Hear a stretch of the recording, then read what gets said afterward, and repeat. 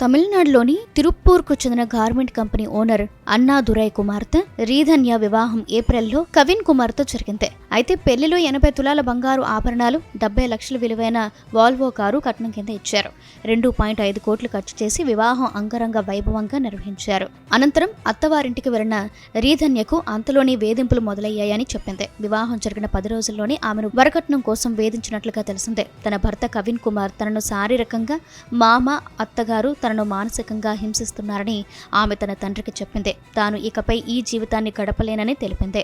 కానీ ఆమె తల్లిదండ్రులు అంతా బాగానే ఉంటుందని తమ కూతురిని ఓదార్చారు. తిరిగి అత్తవారింటికి పంపించారు. ఆదివారం రీధన్య మొండిపాలెంలోని ఒక ఆలయానికి వెళ్తున్నానని చెప్పి ఇంటి నుంచి బయలుదేరింది. మార్గమధ్యంలో ఆమె తన కారును ఆపి పురుగుల మందు మాత్రలు మింగి ఆత్మహత్య చేసుకుంది. అక్కడే చాలాసేపు ఆగి ఉన్న కారును గమనించిన స్థానికులు పోలీసులకు సమాచారం అందించారు.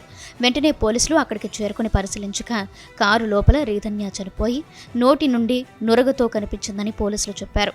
మృతదేహాన్ని స్వాధీనం చేసుకున్నారు. కుటుంబ సభ్యులకు సమాచారం అందించారు.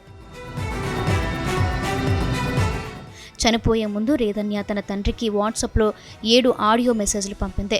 అందులో తన భర్త కవిన్తో జీవించలేకపోతున్నానని, వేధింపులను భరించలేకపోతున్నానని చెప్పింది. అందుకే తాను చనిపోతున్నానని, దయచేసి తనను క్షమించాలంటూ కోరింది. అత్తవారింట్లో తాను పడుతున్న బాధలు, వారు పెడుతున్న మానసిక హింసను భరించలేకపోతున్నానని, ఎవరికి చెప్పాలో తనకు తెలియడం లేదని వాపోయింది.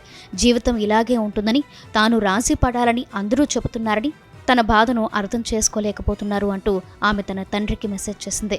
ఈ మేరకు కేసు నమోదు చేసుకున్న పోలీసులు దర్యాప్తు చేపట్టారు.